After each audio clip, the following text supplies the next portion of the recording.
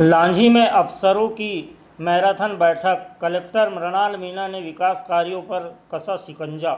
जनहित के कामों में लापरवाही नहीं चलेगी। शिक्षा, स्वास्थ्य, पेयजल और राजस्व विभाग को दिए सख्त निर्देश। बता दें कि बालाघाट जिले के लांझी में शनिवार को प्रशासनिक हलकों में उस समय हलचल तेज हो गई जब कलेक्टर मृणाल मीणा ने विभिन्न विभागों की समीक्षा बैठक लेकर अधिकारियों को आवश्यक दिशा निर्देश दिए। बैठक में विकास कार्यों, जनहित योजनाओं और विभागीय प्रगति की गहन समीक्षा की गई। कलेक्टर ने दो टूक कहा कि शासन की योजनाओं में किसी भी प्रकार की लापरवाही बर्दाश्त नहीं की जाएगी और जनता से जुड़े मामलों का समय सीमा में निराकरण सुनिश्चित किया जाए। बैठक में लांझी विधायक राजकुमार कर्राय, जिला पंचायत सीईओ अभिषेक सराफ, अपर कलेक्टर, जिला शिक्षा अधिकारी, पीएचई विभाग बालाघाट के कार्यपालन यंत्री बीएल उइके, लांझी एसडीएम कमलचंद सिंहसार, लांझी तहसीलदार संजय बारसकर, जनपद पंचायत सीईओ अंकित सिंघई, नगर परिषद सीएमओ मयूर वाहने, मुख्य चिकित्सा एवं स्वास्थ्य अधिकारी परेश उपलब्ध, लांझी इरिगेशन एसडीओ रितुल नखाते, लांझी खंड चिकित्सा अधिकारी अक्षय उपराड़े सहित समस्त विभागों के अधिकारियों कर्मचारी उपस्थित रहे। विभागवार दिए गए सख्त निर्देश। बैठक के दौरान शिक्षा विभाग को स्कूलों में शिक्षा व्यवस्था सुधारने, स्वास्थ्य विभाग को अस्पतालों में बेहतर इलाज और दवाओं की उपलब्धता बनाए रखने, वहीं पीएचई विभाग को गर्मी में पेयजल संकट से निपटने के निर्देश दिए गए। राजस्व विभाग को लंबित प्रकरणों का त्वरित निराकरण करने एवं नगर परिषद को साफ सफाई एवं नगरीय व्यवस्थाओं में सुधार लाने तथा जनपद पंचायत को ग्रामीण विकास योजनाएं में तेजी लाने के लिए निर्देश दिए गए। बैठक में विधायक राजकुमार कर्राय ने भी क्षेत्रीय समस्याओं को प्रमुखता से उठाते हुए अधिकारियों से समन्वय बनाकर कार्य करने की बात कही।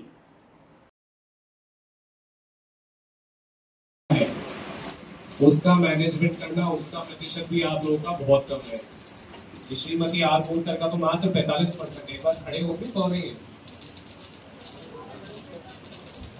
आप कृपया करके काम सुधार लीजिए। माइक लीजिए, बताइए। बगल में देखिए माइक है आपकी। हाँ सर, पिछले साल मेरे पास में सेंसर टेंसी थी और उसको टारगेट मिला है सेंसर टेंसी और वहाँ में मेरे को 4 घंटा था। अभी तक मेरे पास में 7 एनसी हो गई है, 8 होना था। सब कल करी होंगी फिर आपने। कोई भी आप वेतन जारी नहीं करेंगे। जो क्षेत्र है वहीं पे जाएंगी, सार्थक पे इन टाइम डालेंगी 10 बजे, आउट टाइम जितने भी बजे का इनका ड्यूटी है 4 बजे तक का है, 4 बजे का आउट टाइम रहेगा, तभी जाके वेतन इनका जारी होगा। अदरवाइज विभाग का निर्देश है कि वेतन जारी नहीं होगा। क्लियर है? कुछ समय से, क्योंकि मुझे बैठक लेना था, फिर कलेक्टर साहब से बात हुई थी, तो संयुक्त बैठक आज ही आयोजित है। लेकिन पटवारी जितने यहाँ पे बैठे हुए हैं, मैंने पूर्व में कभी भी हमारे उच्च अधिकारियों को शिकायत नहीं किया इस बात की कि आप लोगों के कामकाज को लेकर कुछ पटवारी, चिन्हित पटवारी हैं जिनकी समय समय पे मेरे पास में शिकायतें आई, और ये शिकायतें कामकाज को लेकर तो है ही है, लेकिन साथ साथ में दूसरे अन्य मामलों को लेकर भी है। उस पर अगर आप सुधार नहीं करेंगे तो ऐसी स्थिति में मुझे कलेक्टर साहब से बोल करके आप लोगों के खिलाफ कार्रवाई करवाना पड़ेगा। और इसलिए आज की बैठक महत्वपूर्ण है और मैं तो आपसे भी अपेक्षा करूंगा कि हम 3 महीने में एक बार समीक्षा बैठक इस तरह से बिल्कुल ले लें, ताकि थोड़ा एक मैसेज इस बात का जा रहा है क्षेत्र में कि आप लोगों में, अधिकारी वर्ग में थोड़ा पब्लिक से व्यवहार को लेकर है और समय सीमा पे काम ना होना, इस बात को आप लोग सुनिश्चित करिए। मैं तो इस बार कलेक्टर साहब से मुझे बोलना पड़ेगा कि 1-2 लोगों के खिलाफ सख्त कार्रवाई करके, और एसडीएम कार्यालय और तहसील कार्यालय की भी बाबुओं की शिकायत बार बार आती है कि समय सीमा पे थोड़ा काम को त्वरित करवाएं। जैसे कि समीक्षा बैठक रखी गई थी जनपद पंचायत प्रांगण में, तो क्या क्या सर दिशा निर्देश दिए गए कर्मचारियों को? सारे ही विभागीय योजनाओं की समीक्षा करी गई है और उसमें जो भी प्रगति ब्लॉक लेवल के अधिकारियों की है जहाँ पे अच्छी प्रगति है उनसे उनका एग्जाम्पल फॉलो करके जो हमारे ब्लॉक लेवल के कर्मचारी किसी वजह से प्रगति नहीं कर पाए उनको उसमें सुधार लेने के निर्देश दिए गए हैं और सभी योजनाओं की समीक्षा हम लोग हर 15 दिन में करते हैं। तो अगले समय तक अगर प्रगति नहीं आती है तो तब तक के लिए उनको चेतावनी देते हैं। सर अभी क्षेत्र में रेत की समस्याएं चल रही है तो ये सब अब प्रधानमंत्री आवास योजना को रेत नहीं मिल पा रहा तो इसके लिए सर वैकल्पिक व्यवस्था क्या करवाएंगे सर? हम लोगों ने माइनिंग कॉर्पोरेशन को इसका प्रस्ताव भेजा हुआ है क्योंकि रेत का पूरा जो टेंडरिंग का प्रोसेस होता है माइनिंग कॉर्पोरेशन के द्वारा निष्पादित किया जाता है। तो जैसे ही वहाँ से इस संबंध में कोई वैकल्पिक व्यवस्था बनाई जाएगी उसको लागू किया। सर जैसे कि भीषण गर्मी चल रही है, अभी नल जल योजना का पानी पहुंच नहीं पा रहा है, कई पंचायतों में बहुत दिक्कत हो रही है सर, पानी की व्यवस्था नहीं बन पा रही। अल्टरनेट सोर्स इसका एकमात्र सोल्यूशन है। कई जगह पे सोर्स सूख चुका है तो उसके अंदर यदि कहीं पे आसपास में कोई प्राइवेट सोर्स भी फंक्शनल है तो उसको भी अधिग्रहण करने का अधिकार एसडीएम के पास में है।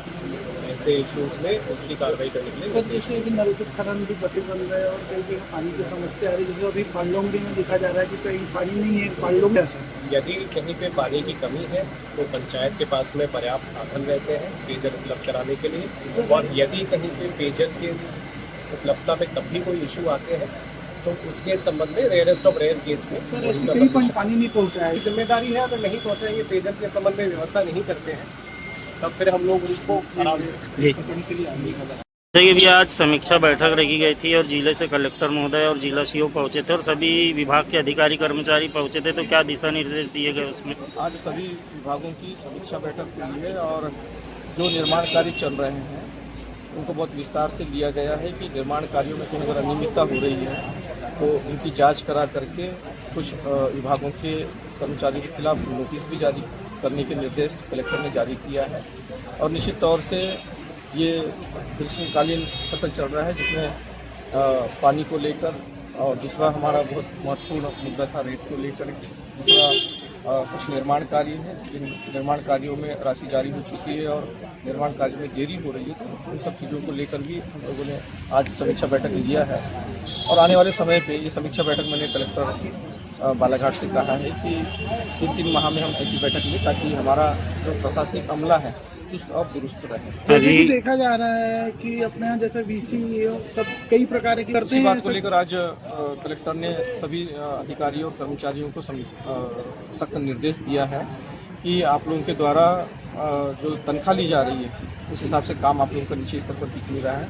फील्ड में जाकर के आप काम करिए और हमको परिणाम चाहिए। जिन पंचायतों में और अन्य विभागों के अंदर जिनकी डाटा ठीक से नहीं आ पाया है या कहीं कि काम ठीक से नहीं हो पाया है उनको कलेक्टर ने आज नोटिस भी जारी किया हुआ है कि इनको नोटिस जारी करके जैसे आपने बात की है कि रेत में क्या निष्कर्ष निकला? इसमें ठेकेदार नियुक्त हुए हैं तो सिवनी के जो ठेकेदार है उन्हीं को बालाघाट के भी टेंडर के लिए आयुक्त ने निर्देशित कर दिया है, पत्र भी जारी हो गया है और संभवतः सोमवार के बाद चर्चा करने के बाद में मंगल बुध से रेत का काम प्रारंभ हो जाएगा, ऐसी उम्मीद है। आपने पटवारी के प्रति भी सख्ती दिखाई, अभी उनको चेतावनी दी है, तो क्या किस संबंध में आपने उनको लगातार मेरे पास में भी कुछ महीनों से शिकायतें आ रही थी कि पटवारी जो हैं जो हितग्राही आते हैं उनके साथ में उनका व्यवहार ठीक नहीं होता है और कुछ लेन देन के जो मामले हैं उसको लेकर भी मेरे पास में शिकायतें आ रही थी कि काफ़ी राशि मांग की जा रही है। तो मैंने इस बैठक में सभी पटवारियों को हिदायत दिया है कि वो अपनी कार्यप्रणाली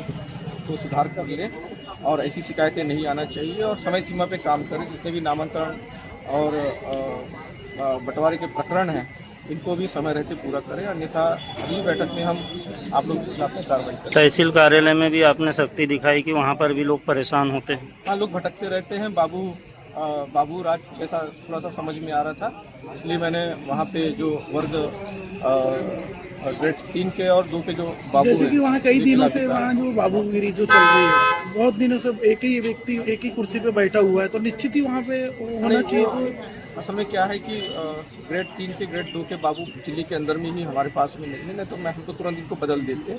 अगर दोबारा इस तरह की शिकायतें आएंगी तो निश्चित तौर से इनके खिलाफ कार्रवाई की जाएगी, इनको सस्पेंड किया जाएगा। ठीक।